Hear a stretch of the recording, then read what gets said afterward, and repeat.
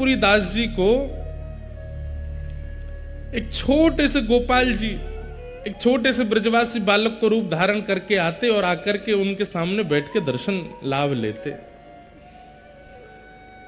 तब माधवेंद्र पुरीदास जी उनको बता दिया ठाकुर जी ने कि मैं ही परमात्मा हूं, मैं भगवान हूं, यहां लाला बन करके आनंद कर रहा हूं। तब एक दिन माधवेंद्र पुरीदास जी ने पूछा कि आपके श्याम वर्ण अंग पर हमें कभी कभी ऐसा अनुभव होता है कि अत्यंत प्रश्वेत, बहुत पसीना आपको आता है, और कोई कोई आपके अंग में जैसे छोटे छोटे छोटे छोटे कुछ ऐसे चिन्ह दिखाई देते हैं, ऐसा लगता है कि आप श्रमित हो गए हो। तो श्रीनाथ जी बोले, मैं यहां गिरिराज पर्वत में विराजूं भीतर, दोपहरिया में बहुत जोर से धूप पड़े और वह धूप के कारण मुझको बहुत जोर से गर्मी लगे, मेरे सर्वांगीण अंग में बड़ी उष्णता है जाए, कहीं कहीं छाले पड़ जाएं, मैं जोर से जल जाऊं।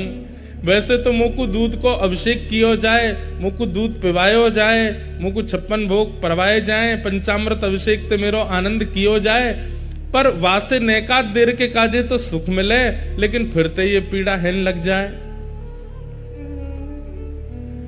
माधवेंद्र पुरीदास जी बोले, तो भगवान आज्ञा करो, आपकी ये पीड़ा हमेशा के लिए दूर कैसे होगी? बोले कि बढ़िया वारो कपूर और चंदन में घिस करके केसर मिश्रित करके जब चंदन तैयार करके मेरे श्री अंग पे लगाए हो जाएगो, तब मुझे कुछ सुख मिलेगो। तो माधवेंद्र पुरीदास जी बोले, तो मैं चंदन तैयार कर देता हूं। बोले कि ना, ऐसा वैसा चंदन नहीं, अब लगाओ तो फिर बढ़िया वारो लगाओ। तो बोले बढ़िया वारो चंदन कहां मिलेगा वो बताओ। बोले सबसे बढ़िया कपूर मिले चक्र तीर्थ में, जगन्नाथपुरी, और सबसे बढ़िया मलय चंदन, मलियागिरी चंदन भी कहां मिले? बोले जगन्नाथपुरी में। और बोले वहां मेरो एक स्वरूप है, वह स्वरूप को रोज चंदन लागी हुए, रोज चंदन लगाए हो जाए। आप तो वहीं जाओ और वहां से चंदन लेकर के आओ और आकर के मेरे श्री अंग पे लगाओ, तब मुझको सुख मिलेगा। तब माधवेंद्र पुरीदास जी श्रीनाथ जी की आज्ञा प्राप्त करके निकले हैं नीलाचल धाम के लिए, ठाकुर जी के सुख के लिए। देखो एक बात, हम लोग ठाकुर जी की सेवा में कोई भी सामग्री प्रस्तुत नहीं कर सकते, उस सामग्री में भी सर्वश्रेष्ठ सामग्री जो हो, और वो सामग्री भी सर्वश्रेष्ठ रूप से जहां निर्मित होती हो, वही ठाकुर जी की सेवा में लानी चाहिए। स्वयं श्रीनाथ जी माधवेंद्र जी से बोले, वो चंदन तो तुम यहीं घिस दोगे, लेकिन बढ़िया वारो तो वहीं मिलेगो, बढ़िया वारो कपूर तो वहीं मिलेगो, वहां ते लेके आओ। इसका मतलब क्या है? ठाकुर जी को विशेष प्रिय नहीं है, लेकिन वो हमें परखते हैं कि हमें प्रस्तुत करने के लिए कुछ विशेष देना उचित लगता है कि नहीं, वो ठाकुर जी देखते हैं। अब चंदन यात्रा पे आप अपने घर पे चंदन घिस के लगा दो ठाकुर जी को, ठाकुर जी कहेंगे ठीक है, काम चलाओ तो कर ही दियो काम, लेकिन आप पूरी उसकी व्यवस्था करो, वहां से जल मंगा रहे हैं, वहां से कपूर मंगा रहे हैं, वहां से केसर मंगवा रहे हैं, 4 आदमियों को भेज के कर रहे हैं, स्वयं जाकर के कर रहे हैं, उससे ठाकुर जी और ज्यादा प्रसन्न होते हैं। देखो मेरे सुख के काजे कितना श्रम कर रहे हो। हमारे गिरधर लाल जी की स्नान यात्रा पर स्नान होता है। अब स्नान यात्रा, स्नान कराना, टोंटी का जल भरो, करा दो स्नान, उसमें थोड़ा केसर आदि डाल दो, करा दो स्नान। नहीं, हम हमारे सब वैष्णव, सब हमारे जितने मित्र परिकर हैं, जितने हमारे पंडित जी, सबके साथ अवसर होगा, कथा नहीं है तो स्वयं जाएंगे। कहां? उत्तराखंड। उत्तराखंड में श्री यमुना जी सबसे पहले पृथ्वी पर जहां आती हैं, उस स्थान का नाम है कटा पत्थर। कटा पत्थर में जाएंगे उत्तराखंड में, वहां से स्नान करके विधि पूर्वक प्रत्येक कलश का पूजन करेंगे, कलश का पूजन करके फिर वहां से शुद्ध यमुना जी का जल, क्रिस्टल वाटर, बिल्कुल दिख जाए नीचे तक महाराज, वहां से यमुना जी लाएंगे। और फिर उन यमुना जी को वृंदावन ला करके, फिर वृंदावन में जो यमुना जी हैं उनको बढ़िया क्योंकि वृंदावन में यमुना जी तो पूरी सब अपवित्र कर दी लोगों ने, तो 2-4 कपड़े की परत लगा के उन यमुना जी को भरेंगे, फिर वो यमुना जल कटा पत्थर वाले जल में थोड़ा थोड़ा मिला देंगे, तो फिर भाव हो जाएगा यमुना तट का, वृंदावन तट का यमुना जल। फिर उससे ठाकुर जी को स्नान कराते हैं। रात भर मटकों में भर के रखते हैं, ठंडा बिल्कुल शीतल जल हो जाता है। फिर उन जलों में किसी में पुष्प, किसी में सुगंधी, किसी में अष्टगंधा, किसी में कुछ, सब मिला करके फिर ठाकुर जी को स्नान कराते हैं। अब स्नान ही तो कराना है, करा दो ऐसे ही नहीं। मैंने एक बात कथा में कही है कि भक्ति में ठाकुर जी प्रस्तुतिकरण देखते हैं कि आपकी प्रस्तुति कैसी है। उठाए कर दिया, उठाए भोग लगा दिया, थाली में लाए सामने धर दिया कर। ठाकुर जी भी ऐसे फिर पाते नहीं है, बोले कि बेमनते तू करे, मैं काय को पावे आऊं। लेकिन जब ठाकुर जी देखते हैं कि बड़े प्रयास करता है, बड़ा श्रम करता है, बड़ा परिश्रम करता है, मनोबुद्धि लगन से लगता है, ठाकुर जी आते हैं स्वीकार करने। इसलिए कभी भी उत्सव कीजिए, उस उत्सव को काम चलाओ मत कीजिए, या तो करिए मत, और करो तो फिर उसमें इतना लगन से करो, इतनी विशेषता प्रकट कर दो। आप कहेंगे महाराज जी आपने जितने क्रम बताए वो तो धनवानों के हैं, धनवान ही कर सकते हैं ये सब, और जिन पर धन नहीं हो वो क्या करें। भाई कर्मा भाई कोई धनवान तो नहीं है, हमारे सद्दू पाणे कोई धनवान तो नहीं है, धन्ना जाट धनवान तो नहीं है, पर वो धनवान ना होते हुए भी ऐसी क्रिया प्रस्तुत करते हैं कि वह क्रिया में धनवान से भी ज्यादा लगन का दर्शन होता है। वो ठाकुर जी आते हैं स्वीकार करने। धन्ना जाट की कथा में हम लोग सुनते हैं कि उनको सामान्य पत्थर शालिग्राम भगवान के रूप में एक संत दे गए। तो धन्ना जी रोज अपनी मां से कहते, मैया मुझे चंदन दिलवा दो, मुझे रोली दिलवा दो, मुझे इत्र दिलवा दो, ठाकुर जी की सेवा करनी है। मां मना करती, नहीं दिलवाती।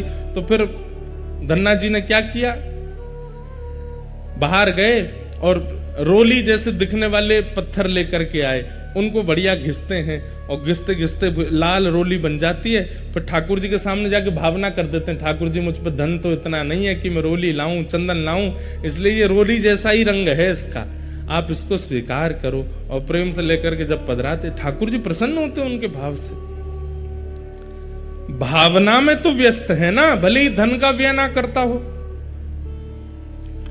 तो माधवेंद्रपुरी दास जी को श्रीनाथ जी ने आज्ञा की कि आप जगन्नाथपुरी जाओ, वहां से कपूर चंदन लेकर के आओ, वो घिस करके लगाओगे तब मुझे सुख मिलेगा।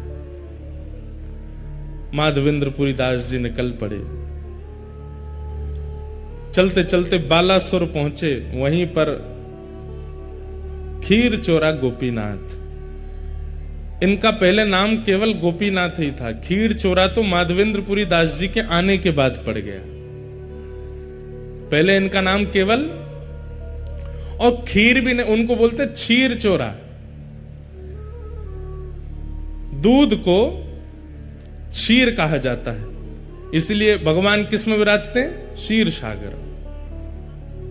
तो खीर चोरा तो हम उत्तर भारतीय कहने लग गए हैं, लेकिन वास्तव में वहां पर अधोटे दूध का भोग लगता है ठाकुर जी को, और उसमें थोड़ी बहुत कुछ सामग्री मिलाई जाती है, इसलिए वो क्षीर चोरा गोपीनाथ। पहले उनका नाम केवल गोपीनाथ ही था, और क्षीर चोरा तो। और ये गोपीनाथ जी बालासुर में जो विराजमान, जिसको अवसर मिले, समय मिले, 3-4 घंटे का रास्ता होगा शायद यहां से, हुआ ना वहां दर्शन करे आना।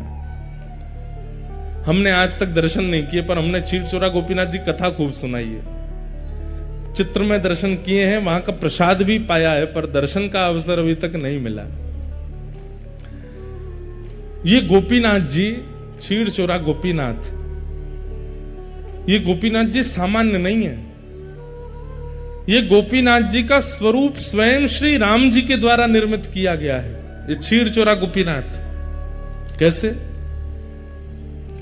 जब प्रभु श्री राम वनवास कर रहे थे, तो कभी कभी लक्ष्मण जी को ज्ञान उपदेश करते थे, सीता जी से बैठ करके कुछ मधुर चर्चाएं करते थे। तो सीता जी बीच बीच में कभी कभी राम जी से बोलती, सब लोग इधर देखो, ध्यान से सुनो, राम जी से कहती, हमने सुना है कि आप द्वापर में कृष्ण रूप धारण करोगे। तो राम जी कहते हैं, हाँ कृष्ण रूप तो धारण करेंगे, और हमने यह भी सुना है कि आपके समस्त अवतारों में अत्यधिक सुंदर अवतार आपका जो होगा वो कृष्णावतार होगा, जिसके रूप को देख करके असंख्य गोपियां, असंख्य ब्रजवासी गण जहां से भी आप गुजरेंगे सब आप पर न्योछावर हो जाएंगे, ऐसा आपका रूप होगा, मैंने सुना है। तो राम जी बोले अब ये तो प्रभु जाने, राम जी भी कोई कम सुंदर थोड़े ही हैं। वर्णन आता है कि राम जी जब वनवास करते हैं तो वनवास करते समय वहां के संत जन, वहां के निवासी जन उनके पास राम जी सामग्री लेने के लिए जाते हैं। वैसे तो सामग्री सब प्रस्तुत राम जी के पास हो जाती है, लेकिन कभी कभी सामग्री प्रस्तुत नहीं होती तो राम जी जाते हैं और जाकर के कहते हैं कि हमें प्रसाद सिद्ध करना है, आदि हमें ये सामग्री दे दो। तो सूखी सामग्री, पक्की सामग्री, जो भी सामग्री देते हैं। अब उस काल में कोई बड़े बड़े व्यापारी तो होते नहीं थे, सब लोग सामग्री व्यय करते थे, उसका जो धन मिलता था उससे घर चलता था। अब राम जी जब, वो तो वनवासी हैं, उन पर धन तो होता नहीं था, तो सब सामग्री लेते थे। तो सामग्री लेने वाले, अब देने वाले को क्या दें? राम जी के पास कोई मुद्राएं तो है नहीं। तो कहते हैं कि राम जी प्रेम से मुस्कुरा जाते हैं, और जैसे ही राम जी प्रसन्न मुद्रा में मुस्कुराते हैं तो जो सामग्री देने वाले होते हैं वो कहते हैं कि हमको दक्षिणा मिल गई, आप तो सामग्री ले जाओ, आप तो बस मुस्कुरा दिया करो। आप खुश हो जाते हैं, आप हंस जाते हैं, आप थोड़े प्रसन्न मुद्रा में हमको देख लेते हैं, हमको लगता है कि हमें सर्वस्व मिल गया। तो राम जी भी कोई कम सुंदर तो नहीं है, एक ही रूप हैं दोनों। लेकिन कृष्ण थोड़े चंचल ज्यादा है ना, इसलिए उनकी रूप माधुरी अद्भुत है। तो सीता जी बोली द्वापर में आप कृष्णावतार धारण करेंगे और हमने सुना है कि वो कृष्ण स्वरूप बड़ा सुंदर होगा। राम जी बोले अब कोई कम सुंदर है हम? बोले नहीं, सुंदर तो आप अभी भी बहुत हो, पर हमें लगता है कि अभी आप इतने सुंदर हो तो कृष्णावतार में और सुंदर, इससे सुंदर और क्या होगा? आप हमें दर्शन करा दीजिए ना। तो राम जी बोले ठीक है, समय मिलेगा तो मैं दर्शन कराऊंगा। तो फिर राम जी नित्य जाते, एक गुफा में एक शिला है और उस शिला को अपने बाण से ही ठाकुर जी छेद छेद करके अपने द्वापर में प्रकट होने वाले रूप का निर्माण कर रहे हैं, स्वयं राम जी। आहा, कोई मूर्तिकार ठाकुर जी का रूप बनाता है समझ में आती है, पर स्वयं ठाकुर जी ही अपनी मूर्ति बना रहे हैं, ये कितनी अद्भुतता। हमारे चित्र बना के कितने सारे बालक लाते हैं, पर अपना चित्र बनाने की कभी मन में सोची भी नहीं। और कोई व्यक्ति अपना चित्र क्यों बनाएगा? लेकिन यहां श्री राघव जी अपना चित्र बना रहे हैं। ऐसे नेत्र हैं, ऐसे कान हैं, ऐसी नासिका है, ऐसे अधर हैं, जैसे हैं बिल्कुल वैसे बना रहे हैं। ऐसी ठोड़ी है और बड़ी लगन के साथ अपने सर्वांगीण रूप को निर्माण कर रहे हैं, जो अभी प्रकट हुआ ही नहीं है, द्वापर में होगा। उस रूप को त्रेता में प्रकट कर रहे हैं राघव जी। किस लिए? सीता जी को दर्शन कराना है। और नित्य शाम तक निर्माण करते और फिर घास फूस से ढक करके राम जी चले जाते। सीता जी प्रश्न करके खुद ही भूल गई कि उन्होंने दर्शन की अभिलाषा की है, और वो ये सोचने लगी कि राम जी दोपहर में गायब होते हैं, रात्रि में आते हैं, जाते कहां हैं, और ये पूरा दिन करते क्या हैं। एक दिन सीता जी के मन में आई कि मैं चुप के देखूंगी ये कहां जाते हैं। पीछे पीछे जाकर के देखा तो एक विशेष गुफा में जाते हैं और शाम तक वहीं रहते हैं, फिर आते हैं। तो जैसे एक दिन राम जी सुबह स्नान ध्यान और अपने संध्या वंदन के लिए नदी तट पर गए तो सीता जी पहुंच गई उस गुफा में, और देखूं तो सही क्या है। भीतर जाके देखा तो कुछ नहीं दिखा, एक तरफ घास फूस रखी थी। सीता जी सब जगह खोज खोज के देखी तो घास जैसे ही हटाई, आहा, श्री गोपीनाथ जी ऐसे विराज रहे थे, त्रिभंग लली श्याम सुंदर। राम जी तो सदैव ऐसे रहते हैं, सीधे खड़े रहते हैं, एक हाथ में धनुष, एक हाथ में बाण, और एक हाथ में धनुष, दूसरे हाथ से आशीष, यही मुद्रा रहती है राम जी की। लेकिन आज वही राघव जी जिनको सदा ऐसे देखा है, आज वही राम जी मानो ऐसे दोनों भुजा करके और वंशी धारण करके, और बिल्कुल कमर भी टेढ़ी है, मुख भी टेढ़ा है, पाम भी ऐसे, रूप देख करके सीता जी तो मोहित हो गए। बार बार मन में इच्छा होने लगी कि आलिंगन कर लूं मैं इनका, इतने सुंदर। मन में ऐसी भावना आने लगी कि ये यहां पर घास फूस में ढके बैठे हैं, इन्होंने पता नहीं भोजन भी किया होगा कि नहीं, इन्होंने जल भी पान किया होगा कि नहीं। सीता जी तुरंत दौड़ करके गई, पत्तों के दोना बनाए और उन दोनों में कुछ फल अमनिया करके, एक पात्र में जल लेकर के, कुछ पुष्पों के हार बना करके और सुंदर सब सामग्री लेकर के आई। आकर के श्री गोपीनाथ जी को तिलक किया, सुंदर पत्रावली का श्रृंगार कर दिया, गले में माला पहना दी, सर्वांगीण अंग में चंदन अर्पित करने के बाद में भोग पधरा दिया और भोग पधराने के बाद में आरती कर दी। इतने में समय हो गया राम जी के आने का। राम जी जैसे ही आए, आकर के देखा कि यहां तो सीता जी नाच रही हैं मगन होकर के गोपीनाथ जी के आगे। राम जी बोले, देवी ये आपने क्या कर दिया? अरे ये देखो कितने सुंदर हैं, हमें तो आपने सारे तीर्थों में सब स्थान देवताओं के दर्शन कराए, इन देवता का दर्शन क्यों नहीं कराया हमको? ये बेचारे घास फूस में ढके रखे थे, हमने इनका भोग लगा दिया, माला पहना दी, चंदन पधरा दिया।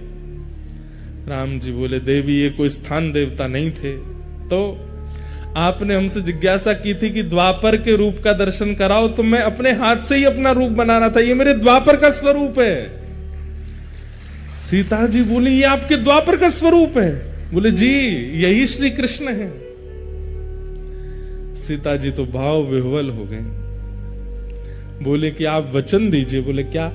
आप अकेले नहीं आएंगे द्वापर में, द्वापर में एक रूप से तो मैं लक्ष्मी ही आपकी परांबा जगदंबा रुक्मणी बनकर के आऊंगी, पर इस रूप का आस्वादन करने के लिए आपको मुझे पूर्व में भी बुलाना पड़ेगा। उसमें मैं केवल आपको देखूंगी, आपका प्रेम स्वीकार करूंगी, आपको देखकर के नृत्य करूंगी, आपको देखकर बस मेरी एक ही क्रिया होगी, ना भोजन करना, ना जलपान करना, ना शयन करना, केवल आपको देखना।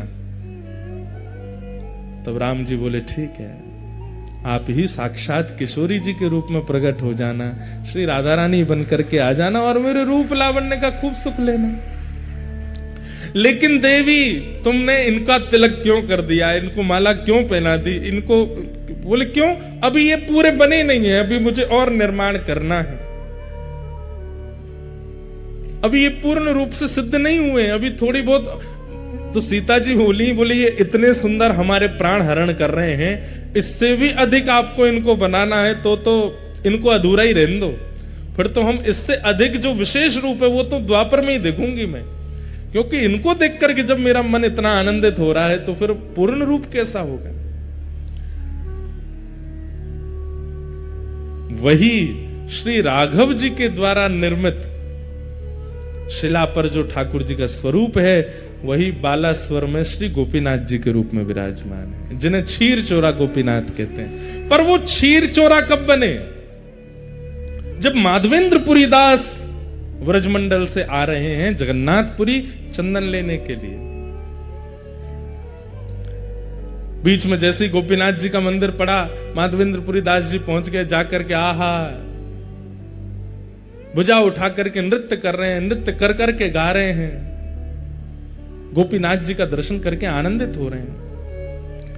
नित्य 11-12 सकोरों में, मिट्टी के पात्रों में ठाकुर जी को क्षीर का भोग लगाया जाता है और वही भोग सारे दर्शनार्थियों को बांटा जाता है। लेकिन माधवेंद्र जी अकिंचन दूर खड़े थे, सब में बट गया, लेकिन माधवेंद्र जी को नहीं प्राप्त हो पाया। आप 3-4 दिन से भूखे प्यासे और थे और आपका एक स्वभाव और था। माधवेंद्र संतों के भी अपने अपने स्वभाव होते हैं, जैसे कई संतों का नियम होता है, हमारे वृंदावन में आज भी है, जो भिक्षा याटन करते हैं, जो मधुकरी मांगने के लिए जाते हैं, उनका समय है, वो इतनी देर ही आपके द्वार पर रहेंगे, ना तो आपको बुलाएंगे, ना डोरबेल बजाएंगे, बस आपके द्वार पर खड़े होकर मंजीरा लेकर के कीर्तन करेंगे। आपने सुन लिया तो दौड़ के जाओ और जो भी मधुकरी है ला करके उनको दे दो। यो नहीं कि बैल पे बैल बजाए जा रहे हैं, गेट खटखटा रहे हैं, अरे जल्दी लाओ, भिक्षा लेकर के आओ, हमको दे दो। ब्रज में ऐसे संत नहीं रहते। ब्रज में क्या है, मंजीरा लेकर के जाएंगे, आपके द्वार पर खड़े होकर के हरे कृष्ण हरे राम या राधे कृष्ण राधे श्याम, जो कीर्तन प्रिय लगेगा वो कीर्तन करेंगे। उसका भी उनका समय बंधा हुआ है, 3 मिनट, 4 मिनट, 5 मिनट। उतनी देर ही कीर्तन करेंगे, उतनी देर में आपने कुछ दे दिया तो ठीक, नहीं तो भूखे ही चले जाएंगे और जाकर के भूखे ही सो जाएंगे, मांगेंगे नहीं। इसलिए ब्रज की कई माताएं हमारे घर पे भी संत जन पधारते हैं, बगल में ही भागवत निवास करके स्थान है, वहां के महापुरुष पधारते हैं, तो वे भी आकर के द्वार पर खड़े हो जाएंगे। आपको पता चल जाए तो भिक्षा दे दो, नहीं तो चले जाएंगे। और उनका टाइम फिक्स है 6:15, तो मतलब 6:15 बजे ही आएंगे। हमारी माता जी अगर स्वयं रहती हैं तो स्वयं पहले ही बना करके दे आती हैं, और नहीं रहती हैं तो जो घर पर रहेगा उसको सारे काम बाद में बताएंगी, ये कमरा देख लेना, वो ये सब बाद में, सबसे पहले बताएंगे शाम को 6:15 बजे वो भागवत निवास के महाराज जी आएंगे, उनके लिए इतनी रोटी दाल चावल सब तैयार करके मधुकरी उनको दे देना। और कई बार हमने देखा कि जब घर लौट के जाते हैं, पूज्य पिताजी भी अनुभव करते हैं, तो माता जी सबसे पहले पूछेंगी बाबा आए शाम को, मधुकरी दई? और वो सामने जो घर पे रुके वो अगर के अरे मैया कल तो हम लेट हो गए, बाबा चले गए, तो माँ इतनी उदास हो जाती है कि बेचारे बाबा कल मधुकरी नहीं पाए होंगे। ऐसे मधुकरी पाकर के हमारे व्रज में संत रहते हैं।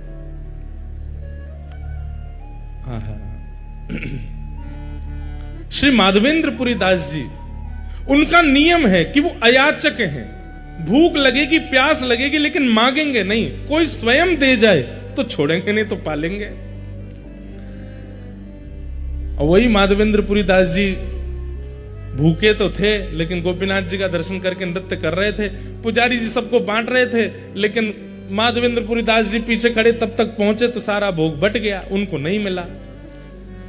प्रणाम करके दंडवत करके नृत्य करते हुए दूर बाहर जाकर के एक वृक्ष के नीचे माधवेंद्रपुरी दास जी बैठ गए। बंधुओं, हम लोगों से अपराध गलती हो जाती है, पर ठाकुर जी सब याद रखते हैं। अर्धरात्रि में ही श्री गोपीनाथ जी ने दर्शन दिए, किसको? पुजारी जी को।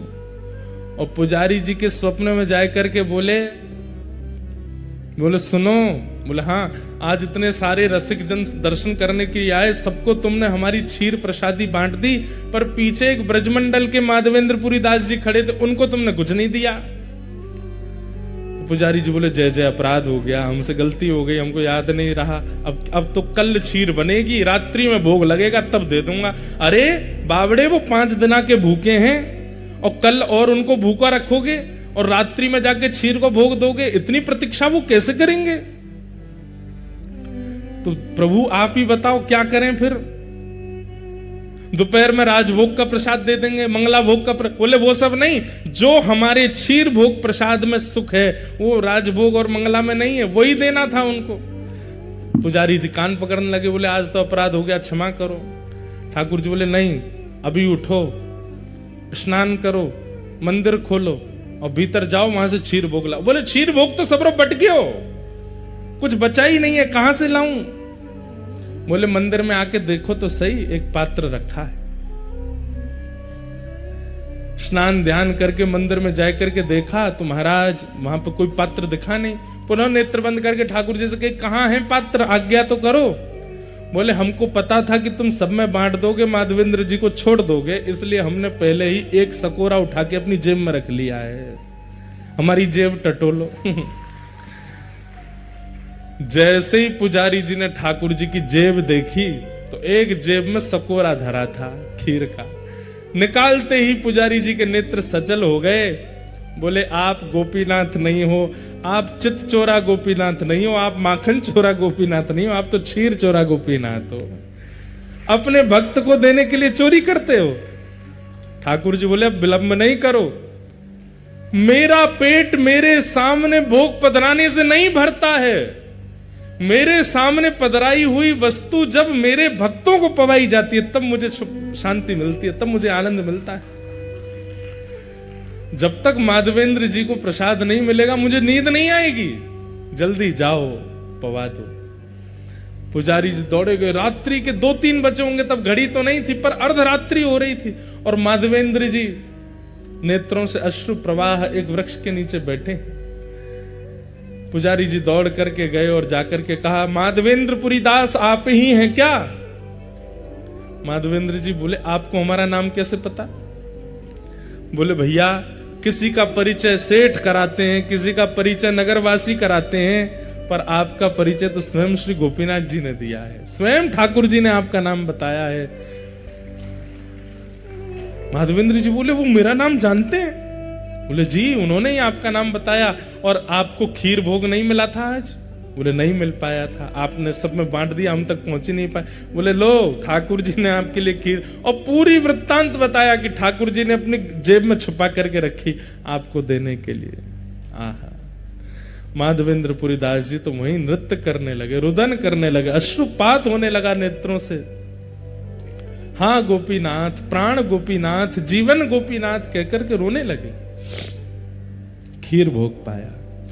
और ये कथा जब प्रातःकाल होते पूरे नगर में प्रसिद्ध हुई, नगर के बाद प्रांत में प्रसिद्ध हुई और पूरे भारत में प्रसिद्धि हो गई, और ठाकुर जी का नाम बदल गया, खीर चोरा गोपीनाथ।